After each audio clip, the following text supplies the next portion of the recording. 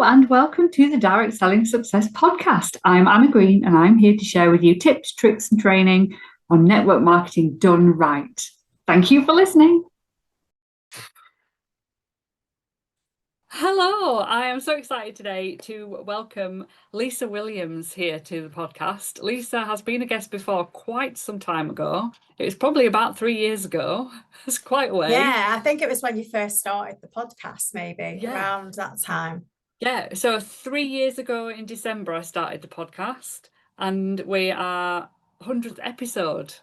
Amazing. Near enough, which is exciting. Yeah, very exciting. So Lisa is known across the board as the vision board queen and has lots of experience in the direct sales network marketing industry. So I wanted to bring her on. Lisa, do you want to introduce yourself a little bit? Tell us your background. Yeah, absolutely. So my name is Lisa Williams, and as Anna said, I am known as the Vision Board Queen. I help business women create the blueprints for their dreams and desires using the power of vision boards. I am also an empowerment coach, so I am a firewalk instructor, a glass walk instructor, arrow breaking and board breaking. And I also run a festival called Womanifest, and we also run other empowerment events as well. For example, we've got an awards ceremony. We've also got walking groups and lots of different events as well that we run to empower women and teen girls.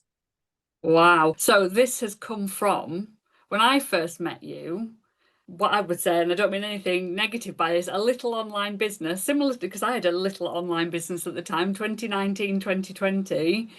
We met through networking online back in the day. Yeah. And you've gone so far since then. That's amazing. Yes, all those things. It's definitely been a journey, and obviously we've been in each other's journeys throughout I think we met back end of 2020, maybe just. Yeah, possibly. It was in lockdown, wasn't it? Yeah, I think we were coming then. towards the end of lockdown. Well, not the end of lockdown, but the end of that first year in 2020. So it was probably around the September, October time of 2020. So yeah, we've definitely been in each other's journeys throughout that time. But yeah, definitely had a small online business that I was promoting vision boards and telling anyone who'd listen to do a vision board. Yeah, and we did some amazing collabs back in the day. Yes, we did. Yeah, but before that, you were a direct seller. I was, yeah. So I left the direct selling industry January of 2020, funnily enough. I began in 2017 as a Younique representative. I absolutely loved the industry and I learned a hell of a lot from that industry. I learned what a personal development book was. Well, I didn't even know what one existed. And now I've written my own, which is really, I still get myself pinch me at that moment. So yeah, I honestly learned so much about myself. I learned to, obviously, about personal development. I learned to love myself. I learned to, be more positive, be more confident. And I learned so much within that direct selling industry. And if it wasn't for that, I would never have stepped into the opportunities that I have been given now, because it all begins with learning about you and learning about yourself. And I would highly recommend picking up a personal development book to anybody. And it's that one industry that I have found that really promotes it, because in the normal world, people don't know what they are. They don't know they exist. They don't talk about it. They don't actively promote them. It is such a great industry to kind of, what I'd say is self-help yourself in a way. And you don't go into a job in Tesco's and they go, oh, here's a self-development book, go and learn about yourself and go and come back tomorrow and be about, go and do this for yourself so that you're feeling better tomorrow, then we can work on something. No, you're right. They say go and get on the checkouts and serve the people with a happy face. Yeah. But I bet you didn't think when you started in Younique and direct selling world that was going to happen. I bet that's not the reason you came into the business. It actually was the reason why I started. Wow. Because, well, obviously not because of the self-help. I started because I was watching someone who I used to work with online, and she oozed this confidence, and she was showing up with like self-love and confidence that I didn't have.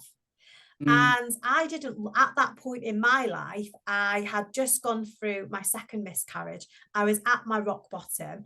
I was in such a low place. I hated myself. I couldn't even look at myself in the mirror without hating the person I was looking back at. And I wanted that confidence. I wanted to be able to walk into a salon and not feel, I was being judged or that people were looking at me. I wanted her confidence, and for her to show up online like that, I was like, I need a bit of that. I need to learn to love myself. So that's why I joined. I didn't join to sell. I didn't join for anything else. I just thought maybe this makeup might give me a bit of confidence. And honestly, that's why I joined. And it did. I mean, look at you now. Yeah. And one of the first things I actually said to my upline at the time was, I will never go live. You will never catch me going live. And she was like, yeah, that's fine. And she just let me say it. And then obviously the more I did the personal development work, the more confident I felt. And obviously I did go live. I went live doing my makeup, which would have been the worst thing ever when I first started. So, Yeah. and yeah, unfortunately my time within the company came to an end, and that wasn't because it just kind of felt right at the time. I didn't really, my passions changed, and Yeah, it wasn't, I still love the makeup now, obviously, don't get me wrong, I still love the makeup and I still love what the company represents, but at that time it just was right for me to step away. I was pregnant with my rainbow baby when I stepped away, and that's what my energy needed to go towards. And yeah, that's kind of how my journey unfolded within direct selling. yeah. And then led you to want to personally develop other people, I suppose. Yeah, so obviously I had this passion, and obviously you get that within having a team, that you want to help others. And I remember when I first stepped away, I felt really lost. I didn't really know what to do with myself. And I kind of just sat with it for a bit. And then I ended up going to an event called Womanifest. If anyone hasn't heard of it, some of you ladies might have. And I went to this event in the March of 2020, literally like just before like a week later, we were in lockdown. It was very like touch and go whether the event was going to go ahead. And I remember going, and it was the first event I'd ever gone to outside of my direct selling events, because prior to that, I'd never been to an event other than, Younique events, and they were amazing. And obviously that's where your fire gets lit, and that's where you kind of learn all this amazing stuff, and you come away feeling so energized. And as I was going to this event in March, I just went with such an open mind of, I have no business at this point. I didn't have a focus. I didn't have a direction. I didn't really know what I was going to do outside of the direct selling industry. And I just kind of went with an open mind to learn what I can, meet who I can, and just kind of be open to opportunities that came forward. So anyway, I went and absolutely loved it. And I walked away, and that's when the Vision Board Queen was born. That's when I stepped in, put that crown on, and that's when I started to show up online as the Vision Board Queen. And like you said, we went into lockdown. We had a little business in lockdown. I had a few people in my challenges, and it kind of gave me that opportunity to grow my business whilst I was on maternity leave as well. So I wasn't working my day job, and I loved it, absolutely loved it, and I still love it to this day. Yeah, and that Womanifest journey that you had from that very beginning has led you now to take over that brand. Yes, absolutely. So obviously I went to the first Womanifest, then obviously we couldn't have another one because of lockdown. And then the next Womanifest that they did, which was in 2022, I applied to speak, because obviously at that point my speaking journey had grown. And then the following year I did another speaking slot there, and then the year later I was put on the advisory board, so I was helping behind the scenes. And again, all these opportunities wouldn't have come about if I wasn't being visible and going to events and really being visible, whether that be in a direct selling business or your businesses. It's the opportunities that come from being visible and showing up and being present, that you make these connections that then lead into other opportunities. So when the founder of Womanifest decided that she wanted to like step down, that's when I took over the reins of the festival. And we have now, so since then, we have now developed other events. So we now have a networking event once a year, which is our Christmas celebration, which Anna, you spoke at last Christmas. Yep. Yeah, I did. Yep. We also have the main festival. We did last year, we did an International Women's Day event. This year, we've brought on Womanifest Awards, which Anna, you are our headline sponsor for, which is really exciting. Very. And then we also, since January, we've been doing some wellbeing walks. So we did a morning hike in September. Next month, we've got a forest walk. So it's just getting people, building the community stronger behind the brand, so that we can obviously, you know, support them more rather than just be a one-trick pony and be a festival. Yeah, and you're right when you're saying, you know, you need to be visible to create these opportunities. It is so true. If I hadn't have been visible online, I would never have met you. No. If I hadn't have been visible online, I couldn't have grown my business. I couldn't have formed the collaborations with other people, or got in front of the right audience, or been given opportunities to speak on stages and things like that. And by the sounds of it, it's the same for you. Yeah, definitely. I think, like, to me, if I don't show up, my bills don't get paid, you know, and that's the bottom line to it. So I don't have that luxury of having, you know, other income. I have to show up to represent my brand. And if I don't show up, I'm letting not only me down, but I'm also letting my clients down, because they rely on me to show up and lead the way for them. And I think, you know, even as a direct seller, your customers rely on you to show up, to show them how to use your products and services. And if you're not showing up, you're doing not only a disservice to yourself, but to them as well. So showing up and being visible was it was kind of put into my veins right from the very first product I decided to show, because that is, I'm showing up for them. And that really did give me the foundations to be that person now as well. Yeah, and when you're running a team in direct sales, it's even more important, because if you're not showing up, you can't expect them to show up. Yeah. They follow you. They follow what you're doing in your actions, and the way you lead will help them lead in the future. So if you're showing up, they're going to do it too, because that's what it is. That's how you make it normal. Yeah, definitely. And it's a ripple effect, isn't it? If you do one thing, then they'll do it as well. So then it's a ripples out to more people. And then the more people who are doing that, the bigger the impact. Yeah, and I know you're the same as me, a big advocate for offline visibility as well as online. Definitely.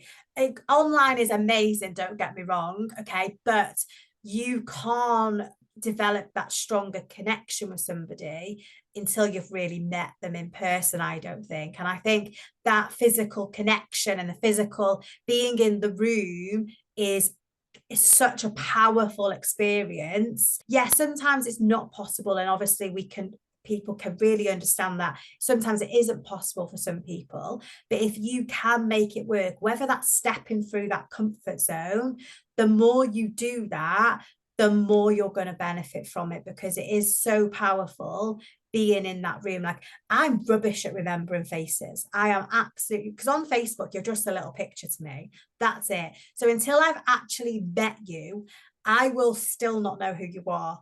I get stopped at events all the time and to say hi, like to people stopping me.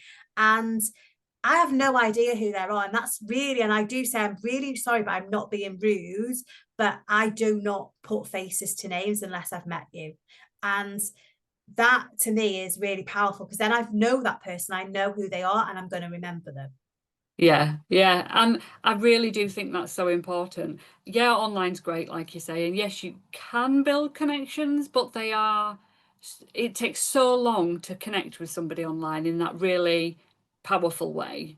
And yeah, you do forget who they are unless they really, really stand out. And to stand out within those millions and millions of people that are all vying for attention online is incredibly difficult, especially when you're in direct sales and you're representing a brand which could be the forefront of your social media. I wouldn't suggest you do that, But, you know, lots of people are taught that.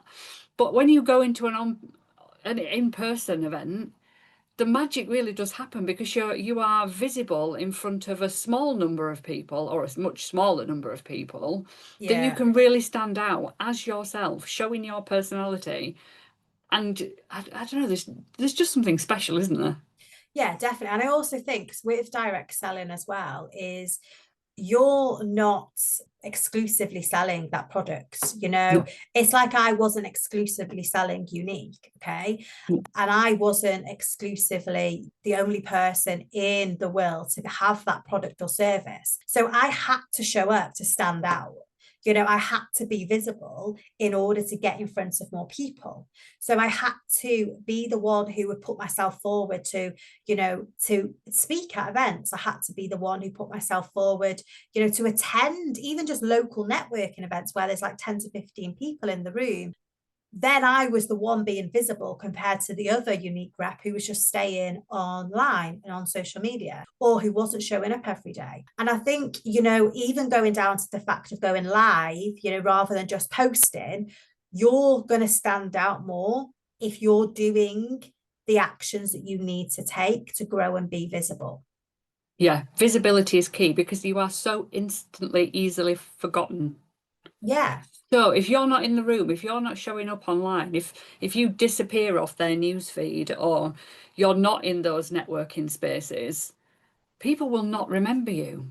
They just won't, because you know you're not the center of their world. Other things come up, other Yeah. people show up, and you just out of sight, out of mind, isn't it? Yeah, definitely. And I know a lady who is a Tropic ambassador, and she is every local event, you will guarantee she is there and got a stall. Yeah. And there's an event that's it's like a soul kind of spiritual event that happens 3 or 4 times a year, and I can guarantee you she will be at that event next month. Okay. Before even going, I know she's there. So if people are going to that event regularly, which they do, people go, like the footfall of that event is really well attended. If people are going on a regular basis, they will not forget her. Mm. So Yeah. if you are showing up like once here and there, then people will forget you. And you know, just taking your stall and things to local events, you're gonna be remembered. And it's really, really important, I think, to be visible. Yeah. Yeah, it is. And offline visibility, from my point of view, even though I'm not doing a direct sales company anymore, is super key. And it'll be the same for you in your Vision Board Queen business and for Womanifest. If you're not showing up online at other people's events, not just your own, you won't be connecting and collaborating and forming those relationships with those other people. I know from my point of view, if I go to events, like I went to the Womanifest event last summer, the festival, which was absolutely amazing. I did a workshop, but my business didn't come from the workshop. The business that I got and the collaborations I formed were within those circles, networking and talking to other people, having conversations, finding out about other people, and building on those connections I'd made at other events and building on the connections that I'd made online. Yeah. And that's where the magic happened. Yeah, definitely. And I think that is really important to remember, that, you know, even if you do show up and do like a talk or a workshop at a local network meeting, don't always expect a return on investment straight away. These connections can take time. But if you show up once and then not seen again, because I've been to lots of events where I see speakers, then I've never heard of them again. I don't see them. Like, where have they gone? Like, where have they disappeared to? You know, and that being consistent with that, like return, you know, showing up all the time. It's like I'm speaking at an event tomorrow. I've also spoke at this event a year ago. It's a different location, but she knows I'm visible. She can rely on me. So she knows that I'm going to do a good talk tomorrow for her attendees, and she'll invite me back again. And it's the same, you know, it's exactly the same with, you know, stalls and stuff. If you're showing up, you know, and being a, you know, active participant, promoting the event, you know, being there, talking to other stall holders, getting involved with the event, then they're going to invite you back, you know, and that's what you want. You want to be the one that's there and keen and showing up, not just rocking up, having your store, go in, never heard of again. Yeah, absolutely. Now I'm just gonna say this, okay? So me and you, it's all right for us, isn't it, Lisa? We're really confident. We're great at talking to people. Yeah, we are. I'm actually not that confident. Like, I'm quite an introvert person. I know, but you can hear it from the audience. You can just hear it even before it's happening. Oh, it's all right for them. They're talking on a podcast. They can get speaking gigs. They can stand up in front of people. I'd never be able to do that. If somebody isn't very confident and feels quite self-conscious and maybe hasn't been to events, networking, festivals, offline stuff, even never done a stall before, how can they make that impact and be visible and remembered in those rooms? That's a really, really good question. And I think the first thing is, obviously, confidence isn't something that we are born with.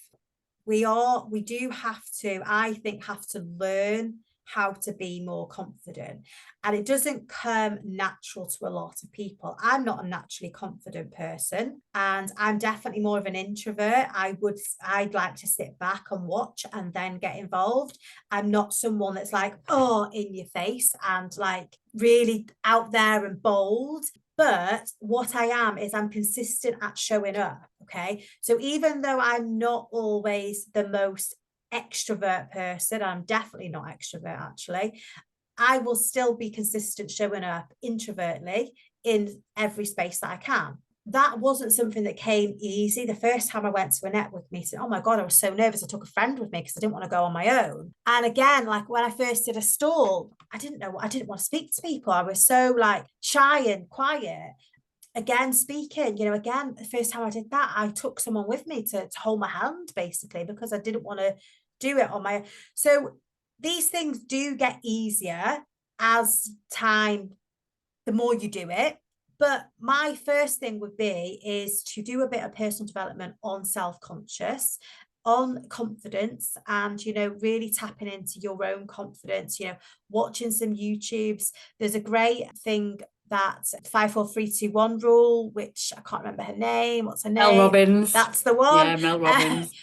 Mel Robbins teaches, great technique there that you can use, and just finding techniques like that that's going to help you. And one of my things is, if we don't stretch that knicker elastic and step out of that comfort zone, then we're not really gonna make the changes that we want to make. Okay, so we do have to step out of the comfort zone. And there's actually a great film which is, I'm gonna forget the name now, aren't I? It's about being in your comfort zone and how it actually killed the guy. Oh, wow. And it's a really good film, and I really can't remember the name of it. It's about this guy he goes into a bit of depression, and then he basically eats for comfort, and he comfort eats, and it ends up killing him. Wow. And it's such a powerful film, and I'm going to kick myself because I can't remember the name of it. And it's got, when you remember and it pops into your head, we'll stick it in the show notes. Yeah. And it's such a powerful film that shows just how, being in our comfort can actually damage us more than actually help us. So we sit in this comfort zone, we sit in our slippers, and we're comfy there, and we're happy there, and we feel safe. But that can actually really make more damage than actually what it's worth. So we do have to stretch that elastic a little bit. We do have to step out of the comfort zones too. Yeah, it might feel uncomfortable, but that isn't going to kill us. It isn't going to damage us. It's going to help us. And we're also going to be able to help more people by doing that as well. So just try, and even if you do one small thing each day that steps out of your comfort zone, to build up to go into the event, to build up to doing the stall. And that one small thing, the more you do it, the easier that becomes. Yeah, and I found that as well, because I was never the most confident person when I started in direct sales. I mean, I had massive anxiety when I started. I was terrified of going out and doing a party, and I was terrified of going and approaching people to book things and to ask them to buy and all those things. And it was terrifying, but I knew what I wanted. I knew what I wanted, and I knew how I was going to get it, and I knew things would be difficult, and I knew that I had to find a way of doing them that worked for me, and I did, and I built. And I remember going to my first big company conference and being absolutely terrified and not being able to step foot in the door. But I went and I did it, and I stepped foot in the door for 10 minutes and left, and then went back in half an hour later and gave it another go, and I kept going. And the next year I was talking on that stage. So it is just about doing the things and pushing that fear, doing the things that scare you a little, and then going back and realizing that that bit's all right, and then doing the next thing that scares you a little will end you up on podcasts like we're doing now. Yeah. It's like I said, you know, when I first started the direct selling, I said I'd never go live. And never mind speak on a stage or speak on a podcast, I'd never go live. It was just kind of like way out of my comfort zone. And the film is called The Whale. It's got Brendan. The Whale? Yeah, it's got Brendan Fraser in it. Oh, right. Okay. So Brill. I'm going to write that down. I'll stick that in the show notes as well. Yes, it's a great film. It was recommended to me by somebody, by a coach of mine, and I watched it and I was like, oh my God, you know, like it's so powerful. So I definitely recommend it. Brilliant. So where can people come and find you if they want to come and connect with you after listening to this? So they can find me via Facebook. So I'm on Facebook as Lisa Williams. I also have a Facebook group called the Vision Board Lounge. I also have a book on Amazon called The Vision Board Blueprints. So they can come and find anything vision board related there. If they want to come and hear more about like the event side, then obviously they can come and follow us at Womanifest.